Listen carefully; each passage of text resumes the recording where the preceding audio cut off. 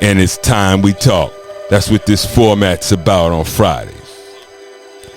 But more importantly, today's a good day. It's a big day. It's a Friday. And for me, it's payday.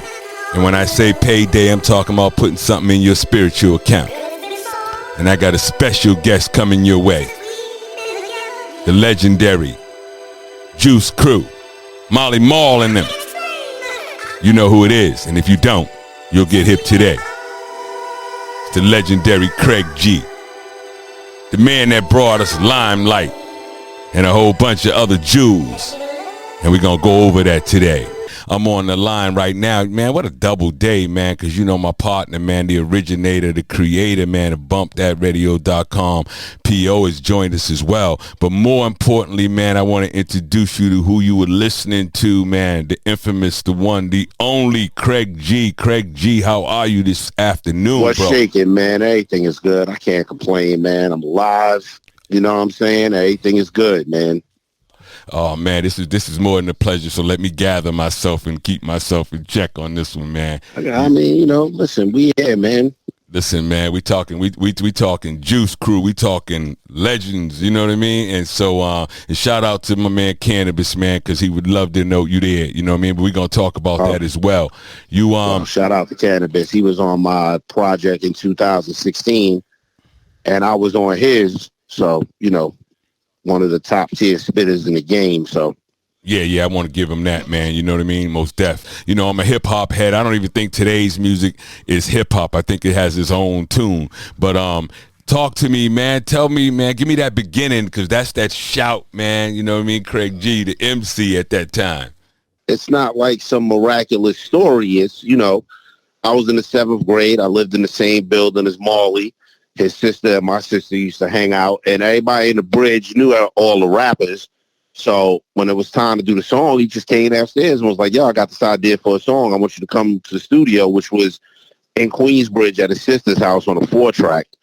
So I get to the studio, and like I said, I'm like a huge 80s pop fan anyway. To this day, when I heard the shout beat, I was like, oh, bet. And I went in there and I rhymed for like 6-7 minutes straight. And Shan had to help me, like, MC Shan had to help me, like, put ending points on the rhyme to turn them into individual verses. Because I had, you know, I didn't know how a song structure when I was a kid. So, but, right. You know, I appreciate, man, that song was, like, huge. Like, you know, Shout was such a dope pop record, but the beat was so hard, all of the urban stations played it, and they used to have this mix with that version and my version. So it was on the radio all day long. Like, and I'm in the 7th grade, like, oh wow, this is crazy. Seventh grade. Yeah. Go ahead, man. Go ahead. I was too young to like go do shows except on the weekend, but we didn't make any money from that song because we didn't get permission. So oh, man. Yeah, we didn't get permission to sample that. So, you know what I'm saying? So it was just one of those situations where I was just happy to be on the radio. Right. So, yeah. So can you tell us a little bit, man, just, you know, because I know time is limited, but take me back, man, on the formation of the Juice Crew. And P.O., you jump in when you want if you got a question, but, you know, take me back to the formation, man. What started the Juice Crew and why the Juice Crew? I'll be honest with you. The Juice Crew was actually a whole different set of people through Mr. Magic, rest in peace. R.I.P. Mr. Magic. There was a bunch of people from uptown that Magic hung with. And then once they started getting the record label side of it with like Cold Chillin' and Prism, they decided to adopt that name to the rappers that were involved. So, you know, there was people before the Juice Crew that Marley was rocking with, like Dimples D, Sucker DJs, you know what I mean? And a few other like people that put songs out. But it kind of basically jumped off with Shantae. Okay. So that's the ground. Yeah, like I mean, Roxanne's Revenge is what opened the door for everything and everybody. State that. Like, I mean, you know, if you saw the verses with Kane and KRS, you know, right before we did the symphony, Kane said it. He was like, "Yo, listen, you know, most of the time there are male artists bringing a female in, but it was the other way around when it came to the Juice Crew." So it was Shantae, and then it was MC Shan when he did the bridge. Okay. So, okay. You know, now here's the thing. What a lot of people get confused and mixed up, right? They think that like me, Tragedy, and, you know, like we came along later, but I was third after Shan. If you ever hear the song The Bridge where he goes, "He is the man who is known as Craig." Right. That was me. Okay. Right. Okay. But again, I was a kid, so I couldn't really move around with them like that. Like, you know, if it was a show on a weekday, my mom's wasn't having it. Right. Right. So, you know, then came Biz. Then came Kane. No, G-Rap. No, G-Rap came before Biz. Yeah, it was G-Rap. No, matter of fact, nope. It was Biz, then G-Rap, and then Traj, and then Ace. Okay. So that was the order of it. Yeah. You know, no doubt, man. No doubt. I mean, I want you to name off these members for us, right? I was taking a look at that last night, and I had never done so. You know, we listen to Nas, we listen. You know, you hear Queens, and I went a little deeper into Queens, man, and that squad, man. I mean, things that are coming from that, man. You know, DJ Envy from over there, man. You know what I mean? Illa G, right? J Love is so many, man. You know what I mean? Nas, the Green Lantern, man. You all Fife Dog. You all Styles P. I've been kicking it with Styles. You all Queens is deep. You all are deep, bro. Did more than I ever thought about when I looked at it, man. Like, come on. And then when you look at like the technical spitters like Pharaoh Monch and Prince Poe from Organized Confusion, these dudes were doing stuff that was years ahead of its time. Definitely. You know what I'm saying? I mean, even Tribe, for that matter. For some reason, in the borough I came up in, we were so into the art. We weren't really trying to be commercial. Like, people had to catch up to us. Right. Mm-hmm. You know what I'm saying? Like, when you see the first Tribe album, like Bonita Applebone and Left My Wallet and El Segundo, you're like, what the hell is this? But classics. You go back, but when you go back to it now, it makes more sense. True.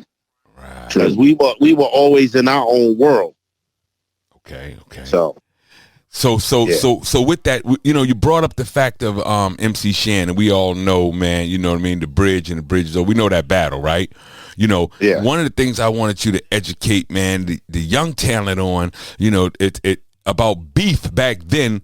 You know what I mean? And beef now, what we would consider beef. You know what I mean? So tell us a little bit about that time during that KRS factor, if you could. You know what I mean? No world star. You gotta understand something. It wasn't beef. That's what I wanted to get to. It was a genius move on KRS and Scott LaRock, rest in peace, part. Because they came up to the radio station where Magic was on and tried to get them to play something, and Magic dissed them.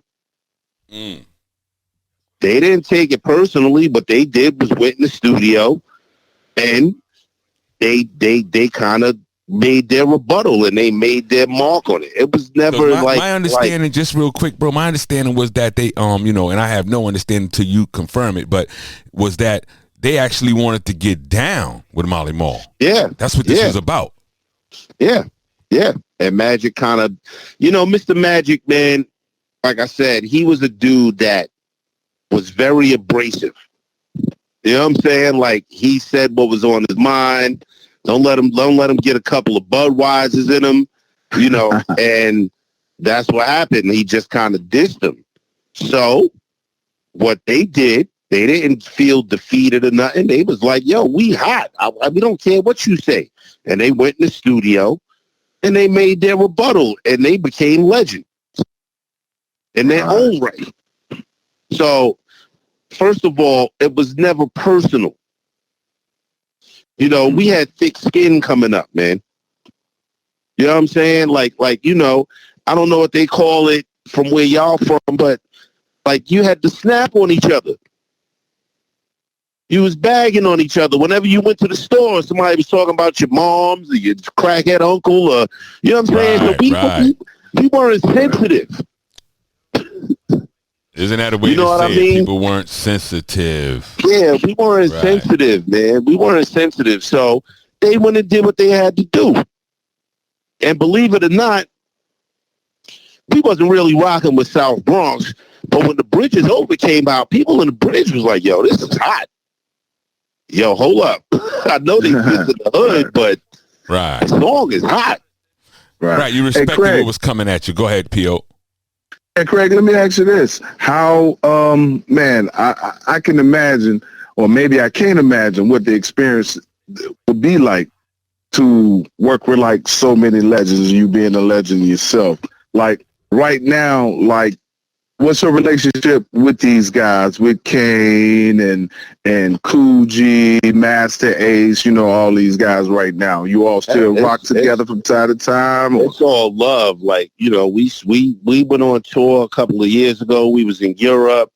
We did a bunch of shows around the States, you know, but there's also minor issues. Like, so I don't know how we're going to do the touring later on because, you know, from a guy on the outside looking in, right? It was basically this. During these times, in the recent times, Kane was doing the most shows. You know what I'm saying? Kane is always on the road. So when it was time to do a Juice Crew reunion, Kane is the one that kind of put it all together. But there were other members that were down before Kane that was feeling a way about it. But the way I looked at it, it was like, well, if you felt that way, then you should have did it. Okay. You know what I mean? Right. But we did a bunch of shows, man. We sold out BB King's. We did Is that Jersey. down in Memphis? Because I went to the BB King's, the one in Memphis. We did. Nah, it was the BB King's in the city. Okay, all right, that's New York. what's up. Yeah, that club ain't even open no more. We did Sony Hall. We did the Aretha Franklin Theater in Detroit. Okay. Yeah, so you know we did a lot of, and then we went to Europe. We did Holland. We did Bristol, United Kingdom, London. We did like 6-7 shows out there. So, but that's what's up. Also, Kane wanted to structure the show, so it was like, yo, look, you know, we just want you to do this song, and you know, like Shan was kind of like, yo, I want to do more time and this, that, and the third. The way I was looking at it was, okay, y'all gonna pay me this much to do 2 songs? Sure, cool, no problem. Right.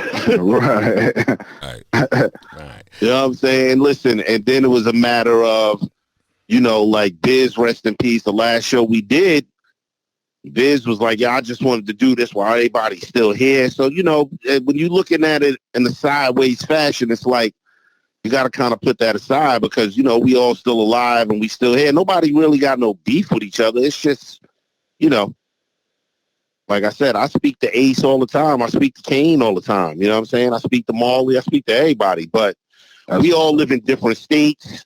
Let us get a shout out to the crew, man. Definitely. Shout out, man. Yeah, like legends. Kane lived down south. G-Rap live in PA. G-Rap is actually about to put out his last album. He said he's retiring after this. Oh, man, we got to get to that. We got to talk about that one, bro. Yeah. Well, I don't know really nothing about it, to be honest with you. I just know that he's kind of heavy into religion now, and that's why he didn't do the verses, because he couldn't make it. He was doing something else, and that's just what it was. We respected it, so it is what it is. Right. So I want to touch taps, man, on this here, man. The whole idea now, man, when you brought up verses in this freestyle, right? You know, the freestyle, the idea of freestyle and what is freestyle in the battle for the battle rapper. And I know back then, man, Supernatural, you all had that kind of lit up, right? You know what I mean? And, you know, the idea of what battle is. And then I also want the people to be aware, man, of what you still doing, because I was looking in, man, there was so many things, man, that I seen, you know, like those battle verses used by Eminem, you know what I mean? And his opponents in that film 8 Mile, that's you, huh? That's you. You know what I'm saying? That's you. And then I'm looking at that Dangerous over there, 50 Cent, man, with the Get Rich or Die Trying. That's you. So you are right here in the midst of all this, still going down. You know what I mean? But I want to, go ahead, bro. Go ahead. For one, the versus thing was never really freestyling. You know That's what what I'm I saying? want to get to. Kind of like song for song. You know what I mean? Right. Right. So that's a little different. Well, that's but, why I want to tap in with you on. Yeah. I just wanted to make sure that, you know, because those things were fresh to me. You know what I mean? That Eminem and your work and writing and that, you know, the 8 Mile and then just the things, man. You know, you didn't even know you were part of that Get Rich or Die Trying. I'm still catching up with all that stuff. You know what I mean? But I did not know that, bro. But I was asking you about the freestyle because, you know, being incarcerated, man, I know the difference between, you know, one thing and another in freedom, right? And what I'm seeing out here coming back home, I won't call it freestyle, you know what I mean? Because I'm seeing everybody get up and they kind of running something that they already had written or in, you know, laid out already that you heard somewhere. They don't really base those battles on freestyle. They never even tried to claim it. Like, there's a few dudes in that scene, like DNA, that be freestyling. Some of them freestyle in between their writtens, but they don't really claim freestyle with the new battlers. They don't really claim that. So I don't feel in a way about it. I think it should be an important round because you should be able to show how witty you are. But listen, I mean, here's the thing. What we did was called Off the Head. Right. Freestyling, like right now. Freestyling used to just be some random verse you had around that didn't have nothing to do with anything. That was the original definition of it. Okay. So when Kane was saying that, he was 100% right. That was the original. Just a random verse that you had. That was a freestyle. And then it kind of evolved into Off the Top of the Head, and they kind of just named it freestyling from there. I don't know how it happened. I don't know how it happened, but yeah, that's how that happened. So there's definitely there was a difference. But as far as the new battle dudes, like I said, they don't really claim it. You know what I mean? They don't really be like, oh, well, you know, it's just battling. Right. Yeah. So let me ask you a question. I'm gonna go right to this. Top 3 both ways. Top 3 among the spitters. See, everybody said top 5. I want to really push you, right? Top 3 among the spitters, man, and top 3 among your freestyle, you know, actual freestyle that you would shout. So that's 6. But let me get the top. You have to think about it. Yeah, I gotta think about that. Okay. There's so many factors, man. That's why I crunched it. Yeah. There's so many factors. Well, talk to us about the factors. Yeah, talk to us. I don't even really like to do that because it's like there's so many. It's like I see these posts on Facebook like eliminate one and this, and I'm like, yo, they all made their mark. How you trying to eliminate somebody? Love that. You know what I mean? Right. And then when it comes to like who got the best. Listen, one day I might feel like listening to one guy. The next day I might feel like listening to somebody else. Like there's so many greats, man. You know what I mean? Right. And then some people out of my greats make people scratch their head. Like I think who just had a birthday. I think Pasta Noose is one of the best rappers I've ever heard from De La Soul. Word. Yeah. Okay. That means something to look back at. Let's all tune back to that. You know. So it's like, you know, you gotta. It's kind of hard to pin down, especially somebody from my era, man. Like, you know what I'm saying? Because the factors are delivery, flow, lyrics, and there's a top 50. Okay. You know what I'm saying? Like for real. Right. Yeah. And I can't really say like, yo, this one's the top of the triangle or this one is, you know what I'm saying? Because one day I might want to listen to one guy and then the next day I want to hear something else. I don't even want to hear that. So who you listening to? Like, let's just say you chilling, man, and you know, inspiration in this time, man. We in 2000, you know. I went to the city today. I had to go pay some bills and get a haircut. And I was listening to DOC's No One Could Do It Better album. Pretty much the whole train. I took the train to the city. The whole train ride. I was listening to it. Okay. The whole one of the best albums ever made. One of the best debut albums and one, you know what I'm saying, that was ever made to me. We're gonna feature that album. The way he was in the pocket, it was crazy. We're gonna have to feature that album just because of that. Word. Yeah. Word. He was ahead of his time. And what So it's like, and some days I want to hear America's Most Wanted by Ice Cube. Some days I want to hear Road to the Riches by G-Rap. It's like we have so many gems in our culture. It's not fair to stop to do the top this, top that. Right. Let me ask you this. Let me ask you this here. All right. Wait though. Let me. I'm sorry to interrupt. Let me answer the other question. Now, freestyling.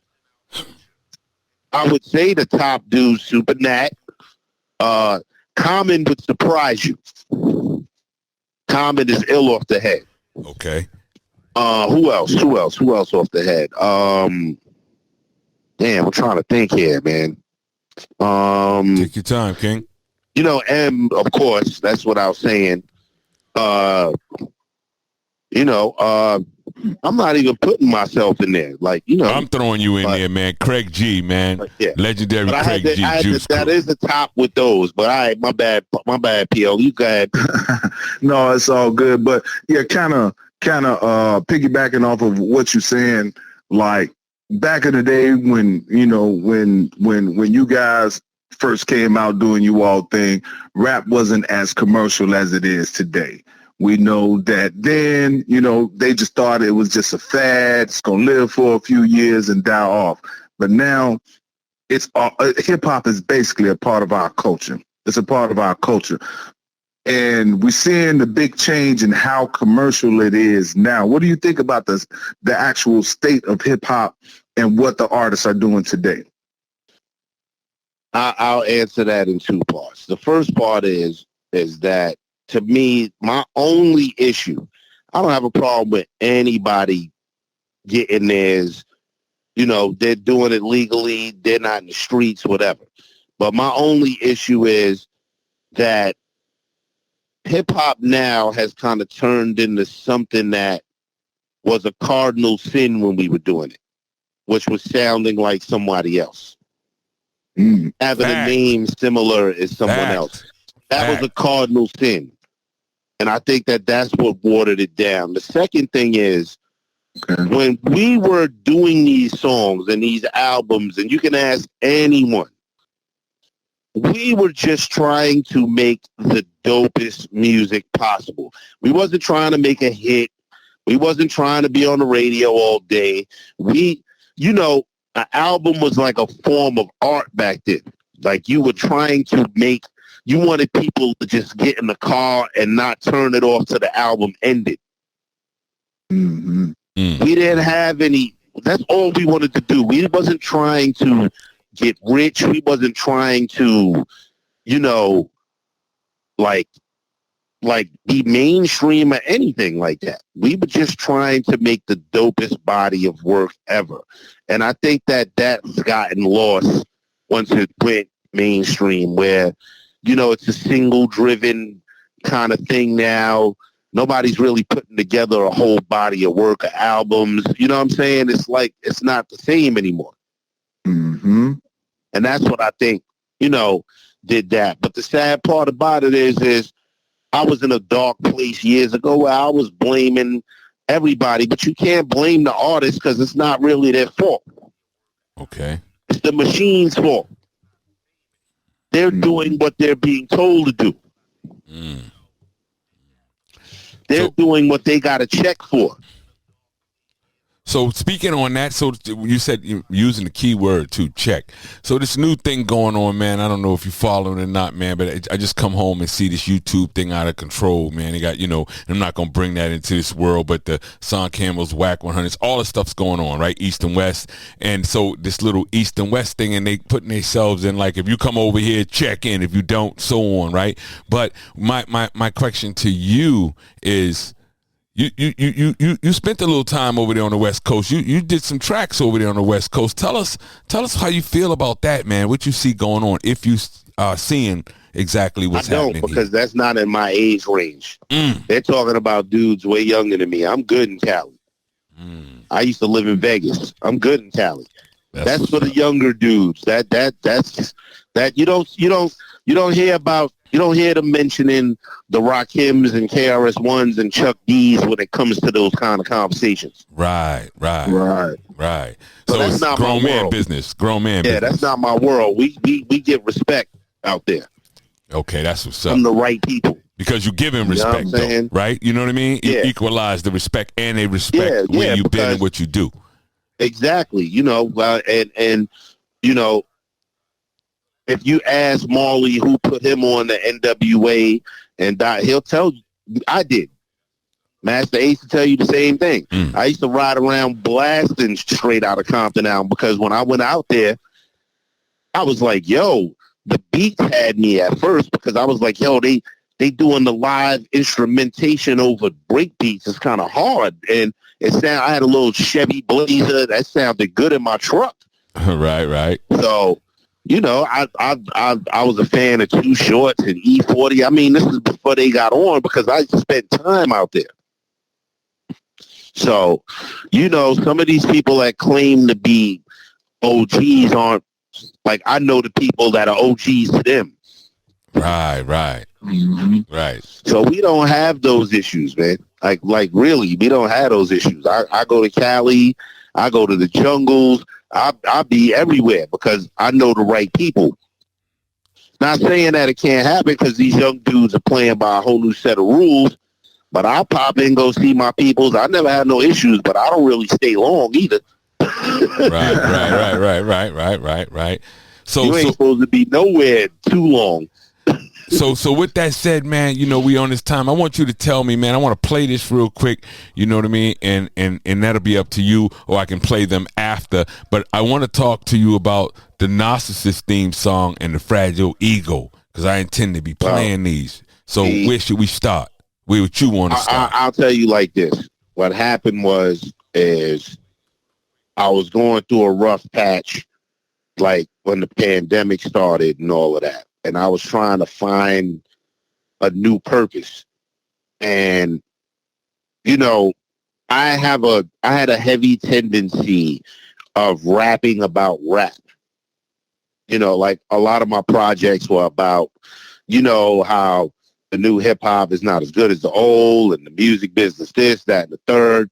Mm-hmm. And I wanted to do a project about real life, about interactions between different people, and how when you get to the bottom of a lot of like the stuff we were talking about previously, people having to check in, if you sat down and had a conversation with a person instead of just like not bringing your own what's the word I'm looking for, and not your own intentions into it, you might realize you could get along.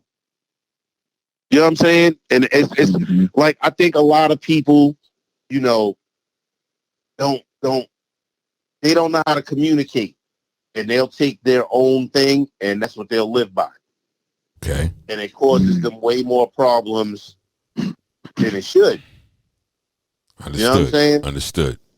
And so what I wanted to do was just talk about how relationships could go wrong, not just personal relationships, just all kinds of relationships.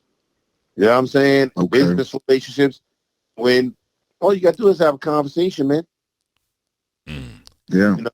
And as simple as that. And that's what, you know, and then also, you know, you got to let go of expectations. Talk about it, man. Talk about that one. Yeah. Happiness begins when expectations end. Because then you're just focusing on what you're expecting and not enjoying your life. Run that back, man, Craig G. We on here. We on BumpThatRadio.com. This is the Bad Boy Good Talk, man. We on here with the legendary Craig G, Juice Crew Original. Yeah. Shout out to Molly Mall and the entire Cypher over there in Queens. And Queens is deep, man. Craig G, you know. Now, go ahead, bro. Go ahead. Let me tell you this. 2 years ago, when the pandemic was just starting to really get out of control, I went back to school. I work in healthcare, man. That's what's up. I've been working in healthcare for 2 years, man. Rappers have real lives, right? Right. It gave me a whole nother purpose. I felt like, you know, I was getting to a point because I started so young that there was nothing else I could do but rap. And it kind of made me feel like I was boxed in. Mm. So when I went back to school, I started getting excited because I was learning something new. Okay. So like, let me ask you this, Craig G. Right? Uh-huh. I want. We talked about this, and it's incumbent upon me to do so. Right? You know, especially I'm the president of the Innocent Convicts. Shout out to my partner Osagi, he's the founder, and you know we try to bring a lot of innocent shout out brothers. to all the people that's falsely behind the wall, man. That's why I wanted to let them hear from me. I was fortunate enough, man, from Nipsey to Life Jennings, man, to X and everybody, man, to make videos, and you know I sat with them, man, went with them on stage. Shout out to my bro Big Chuck Stanton over there in Cali. You know what I mean? Yeah.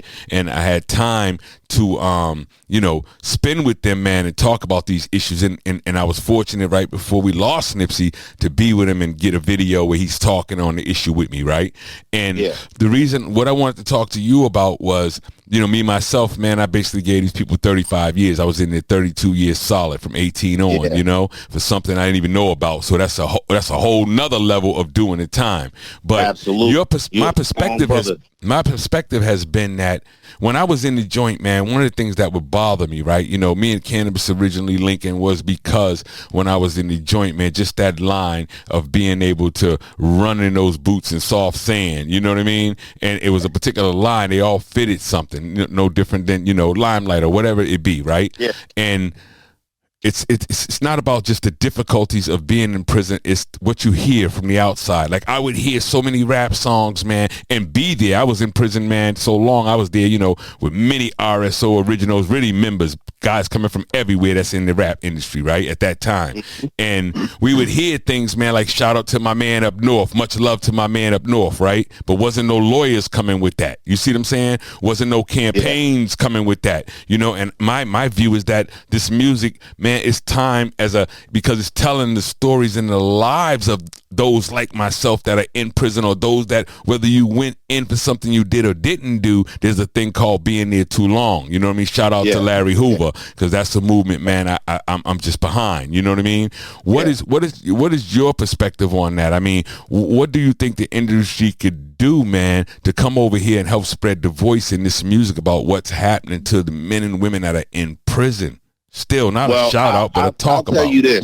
I'll tell you this. Back then, you know, when they were shouting dudes up north and stuff like that, like there was a lot of people locked up for stuff they didn't do. And I think we kind of accepted it because we knew that they was doing us dirty and there was nothing we could do about it. You know, like technology kind of helped that out a lot, man. Fact. Because you couldn't really spread the word on stuff like you can now. You know what I'm saying? So like now, though I think like the whole woke era and the whole, you know, it's a little exaggerated. It's a lot of good with it too, because of the fact that nobody's keeping quiet, and now you can have a platform to speak anywhere. So it's a different scenario now. Back then, we kind of just accepted it, man, because, you know, that's how it went for us in the hood. You know what I mean? And it's sad to say, but it's the truth. I don't think we didn't know nothing about like trying to fight a case. What? Like for real? Right. You know what I'm saying? But now, like, I hope it helps a lot more people, because now, you know, you start a campaign and it could grow like wildfire. I mean, there's a lot of people that have been exonerated now after a long time. Like in New York now, there's this cop. There was this detective that was super dirty, and it's still people getting out. It's still people getting out because now you could galvanize the word much faster with technology. Exactly. You know what I mean? Right. Back then, all you could do is send dudes some money. Answer the phone, because you wasn't trying to fight no case. You know what I'm saying? Because you knew you wasn't going to win. So what do you think? What do you think? What do you let me go home? Right. Exactly. But it's like, you know, that was one of the number one things we used to say, yo, you better not blow trial. Fact. so it was like, what, you gonna give me 4 years? All right, I'm taking it. So what would you say that we can, you know, my shout out to the industry coming home is like, come on, let us borrow those vocals, man. Take me back to the Underground Railroad. You know what I mean? The same way. You gotta. Well, the thing about that is that there's not a lot of dudes from our era that talked about social things that are in power anymore like that. We ain't in power no more. It's the young trap, drill, it's the people talking about stuff that's getting people put in prison that's kind of in control of the mainstream. But as far as some, there's a lot of artists, man, that, speak out about it. Talib, KRS, Chuck D, they all speak out about it. You know what I'm saying? But our voices are not as heard as it used to be, sadly. Craig G, this is one of the things, right, bro? And I'm gonna stand to this, right? And if it's up to me on this platform, me and PO, however we do it, man, we don't bring old school back. Okay, so I go into prison, and I'm gone, man, since a kid come back, and now, I'm old school, right? Supposedly. Yeah. And I say to myself, man, but them, it's fine. Right, but I look at it this way, man. I just want to see, if we correspond with this. But I look at it honestly, bro. Like, I don't know how we got in that position to even allow anybody to disrespect the idea of old school, because the reality is, and I'm gonna keep saying this on this show continuously, the reality is, when you went to school in your neighborhood, they didn't build 30 schools on one block. There's one school, right? And in that school was a bunch of classes, right? And I'm trying to say, why would we give up our school? We the school building. We are the school. That's a fact. We the old school, the school. Everything else is under that is a class. And maybe they didn't learn the lessons right. You know what I mean? Well, sadly, it's a two-factor part with that. I mean, as much as I hear you, and I feel the same way. When we were younger, we thought we was going to live forever, man. So we probably talked down to some older people, even though back in our era, like the older people you listen to. But we didn't always listen all the time. Fact. You know what I'm saying? Let's keep it 100. We ain't listening all the time. But now, like, even if we didn't listen, though, we were respectful. Right. That's gone now, though, man. That's gone. Yeah, no respect. That's gone. Right and you know what's sad, man? I hate to say it. I'm starting to really come to terms with it. Like, listen, man, we kind of did it. Some of these kids, I'm not us per se, but this general, like, the parents wasn't around. They were crackheads and running around. You know what I'm saying? In independent centuries with me. Right.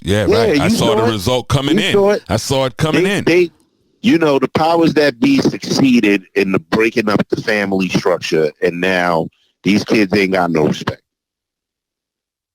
Is there a young artist that you peep on, man, that you yourself be like, I like what he's saying? Because that little baby, right? Let me just say this. That little baby, man, he got this joint, the bigger picture. He's got I like him. I like little baby, man, because when it's time to drop a science, see, I play their things. Even that kid G Herbal. Do it. He didn't have to do it. He didn't have to do it. People don't understand that. That's the same with J. Cole and Kendrick. They didn't have to, like, stand for something, but they did, and it was actually a risk for them. Right. In this climate. And I'm always excited to see them succeed at it, but the other key thing is the people that are fans of theirs know what's going on as well. They're just not counted. Like, it's not profitable to corporations to count smart young black people, young minority people. It's not profitable to them. That's the sad part about it, man. That's the sad part about it. Listen, I don't like his style as a human being, but I'm not going to bash him. But think about this, man. Trump became president. My issue with that was he wasn't qualified for the job. He wasn't a senator, an alderman, a mayor. That shows you how dumb this country has gotten. Oh, he listen now, Pio, when you hear him say that, right? I want to go on record with this, right? That's why we have the ultimate hustle of black people being black people, right? We've gotten away from the idea ourselves of resume. You know what I mean? That's like everybody jumping on here talking about prison or talking about things that they read. I don't care if they, I spoke at all these colleges. I don't care if they're professors. I don't care what they are. Man, there's a difference in living this. Get off the mic and let somebody tell people what it really feels like, because you're explaining it and you're not telling them.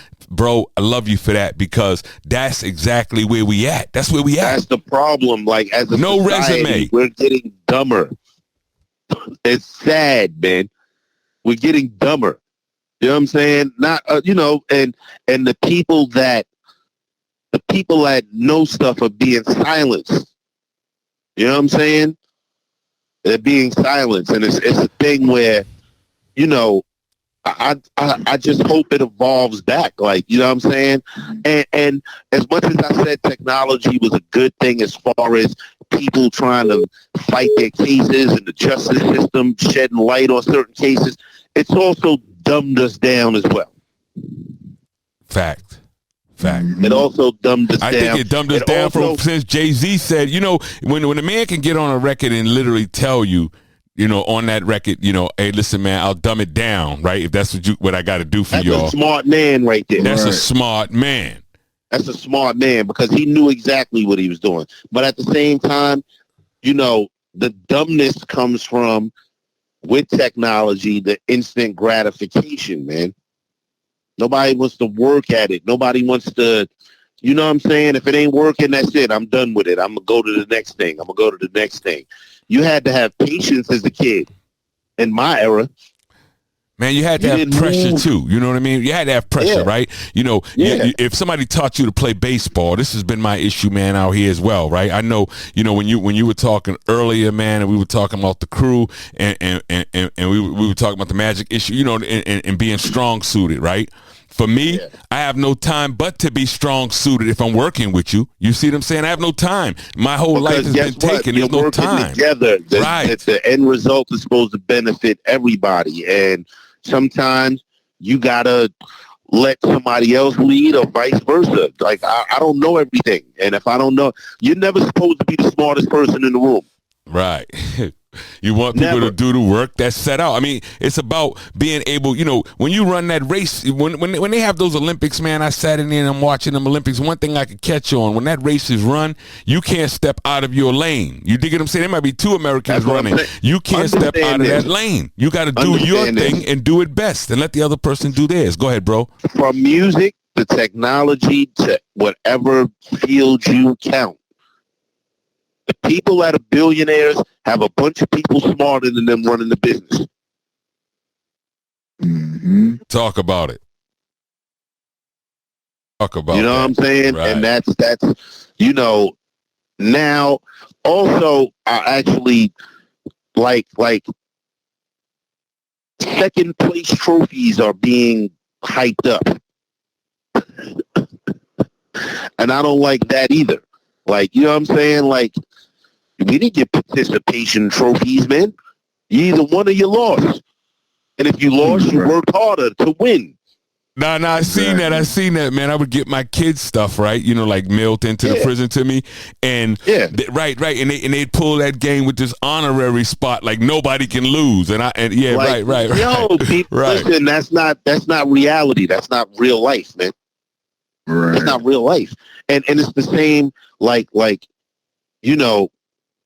the saddest part about the generation of hip hop now looking down on dudes is y'all are not even selling the units to go platinum anymore. They had to change the whole structure so you could feel important. There's dudes with platinum albums that sold 100,000 copies and had X amount of streams. And, we're from where, Jay-Z sold actual 5 million actual copies of Hard Knock Life. Really? 5 million people went to the store and bought a copy. Bro, when you think about it like that, man, that is totally, you listening to him, P.O.? It comes alive in you like, yeah, that's right. You go to Skippy White's or wherever you go, whatever music store, you actually cop that. Listen, man, I couldn't wait till Friday when something was dropping. I rolled me an L, we sit in the car, take a ride, listen to the whole album back to front. Like, it was a read the credits on the sleeve, and you know what I'm saying? Like, Right. but, you know, it's like, it's not reality. Like, you know, the reason a dude like Eminem became so big is because he talked about his losses. Fact. First. Everybody's a winner. That's not true. That's not how it works. Eminem talked about being jumped and how his mother was this, and, you know, that was unheard of. But that's why these like alternative rock dudes that started blowing up, they weren't the cool guy in school, and they sung and rapped about it and talked about it. Mm-hmm. And all those people that felt silence actually had someone to relate to. I get your science. Facts. I get your science. Facts. So You know what I'm saying? You know, on this side of it, man, you know, and I definitely, you know what I mean, tip my crown, man, to yours, because I not only appreciate you taking the time of being here, but I appreciate the information that you providing to the listeners here on Bump That Radio. You know what I mean? Because we want to be informative. I just want to get back to a world where people look in the mirror, see who they are, be who they are. You understand what I'm saying? Play to their strengths, not make up a strength and fake it till you make it. Because the foundation is not going to be strong. We're in a nutshell. Where would you? And I won't nutshell it, but where would you? If someone asks you today, and if someone asks you today, what's the state of hip hop? Is it still hip hop, or is it something different? What would you say on that, Craig G? I would say if you did your research, there's a whole bunch of dope hip hop that is not getting recognized if you're just listening to the radio, like terrestrial radio, and you're trying to get it from there. You understand what I'm saying? You know, the Griselda dudes, they're doing dope hip hop as far as like the music aesthetic and all of that. And, you know, even dudes like Freddie Gibbs and the Alchemist. There's tons of like hip hop that is still dope. But mainstream hip hop is a whole nother animal. But at the same time, I used to spend years complaining about it. Now I just took a different stance. It's not my business because I don't do that music. It's not my business. I don't, you know, this is the course it's going.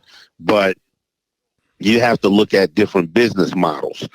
You know, if you want to be an artist and you want to stick to your integrity, you got to understand, don't look for the arena. You can sell out a venue like BB King's, and there's a venue like BB King's in every state at $30 a head, and you can still make a living doing hip hop. I mean, look at a guy like Currency. Okay. Shout out to Currency. Right. You understand what I'm saying? This guy tours whenever he wants, nonstop. And they're not, you know, arena venues, but he's always working. That's what's you know. I'll put it in layman's terms. An actress like Regina King, you know, from started out in Boys in the Hood and never minded being a co-star instead of trying to be the star or something, and she's never not worked. And look at the role she played. Right. Yeah. Right. Yeah. Right. So, you know, if you're thinking about artistic integrity, don't think about blowing up. Right. The oxymoron. But if you want longevity and you want a army of people that rock with you, that's the payoff with being integrity with your artistry. You know what I'm saying? And you got to choose. Okay, so in that choice, right? I want to say this, man, and I want you to say that because I bring this up because of some things that I see, man. So I tune in, you know what I mean? I have to tune in. I have to pay attention. And so one of the issues, we talking about the jacking of hip hop itself, man, you know, whether they jacking us in the prison, somehow we being jacked, right? And Trump was the biggest jack move, man. I've been in prison all my life, man. That means I met every kind of criminal, you know, if you want to say that, Absolutely. right? I know and, you know all the slick so I know all the slick talkers, man. I know who will kill you, who won't, you know what I mean? I'm 32 years in there. I ain't went nowhere. You don't leave the building unless you check out. I ain't never done that one, right? So I'm in the building. So, you know, the worst guys, man, that, you know, serial killer that they watching on TV, you know what I mean? He right next door to me. You know what I mean? He done killed 18. All that's visible. Well, but you get to see the sad part about being, I mean, the good part about being in such a sad place is you get to see people reveal their intentions faster. Wait, and what I'm saying is, what I'm saying is, if you're paying attention. That's the point, bro. You know, I had on my wall, I had it up there when I was like 22 and OG gave it to me, you know what I mean? And it was a cutout. And, you know, imagine I was in there from 18 on, but I think I was like 22 because I think on this, he gave it to me, never took it off the wall, still got the little article, right? And we clipped it on Malcolm. But it was that one line. And that one line, man, was the guide through. You see what I'm saying? And it wasn't just the fact of make a way out of no way. You understand that? It was the inference that it was Malcolm, that he was saying we were going to do something. You know what I mean? The whole motto was make a way out of no way, right? No matter what. And so when I think about you, I would love to have it here so I could have it. You know what I mean? Whatever life does, and say, who is Craig G? If you had to tell us who is Craig G and what makes Craig G happy, because man, you make good music, you know what I mean? I got you here because of the music, because of that's the introduction, but there's a man, there's a purpose behind it, and I want to put those kind of flowers out. I want people to have to listen to who is this individual, who do I want you to know I am, and let them say it themselves. There's too many people like Nipsey that leave here and then everybody start telling us his life. Nah, I got an opportunity here to let Craig G tell me who is Craig G and what makes you happy. I'm more concerned with the individual right now. I'm a guy that started in a business that really doesn't have good intentions for people very young. I've made a lot of mistakes in this business.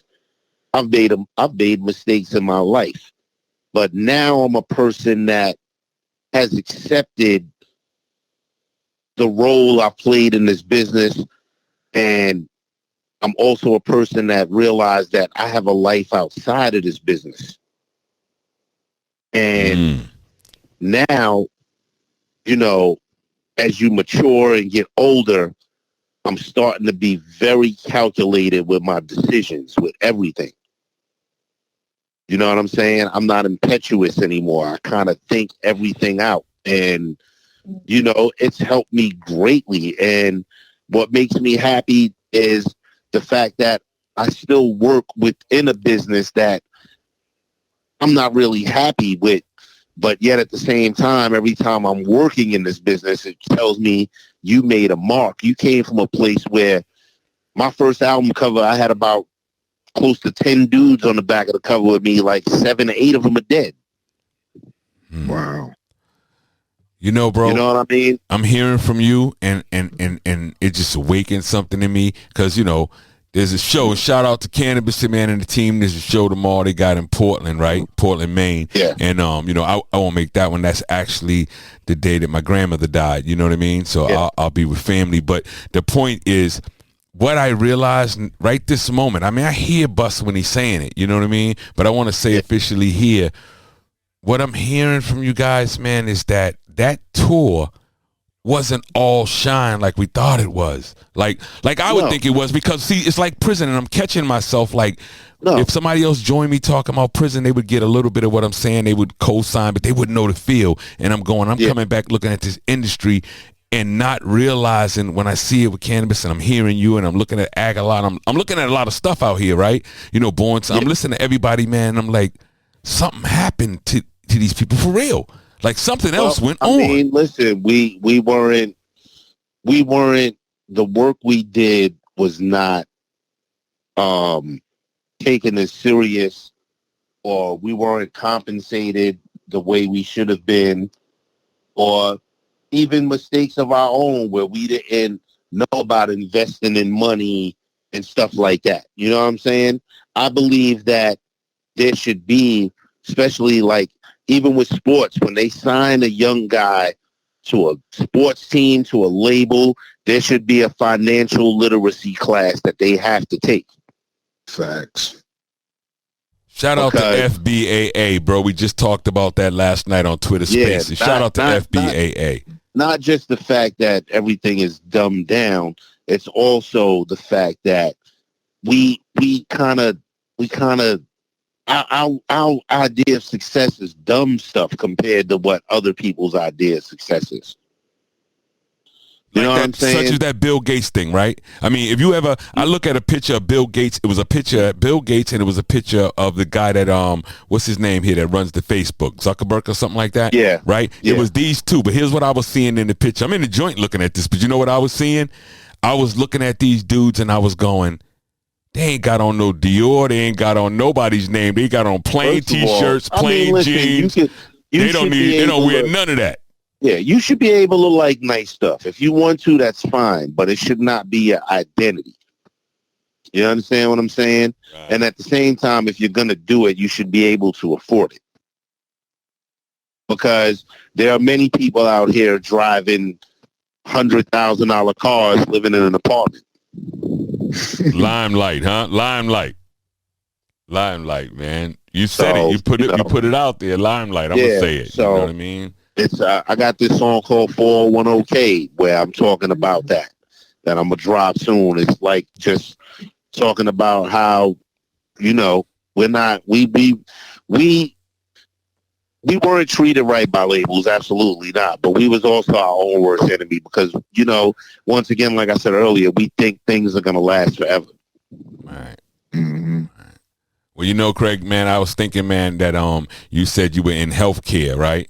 And I was thinking that out of everything we saying, it looks like hip hop needs some health care. That some real stuff went on, man, and it needs to be talked about. And I'm thinking, man, damn, it might be coming, y'all. Craig G's hip hop health care program. You know what I'm saying? I say this to my wife all the time, and it sounds kind of foul, but I ain't never been more happy because I constantly keep saying, I got a real job now.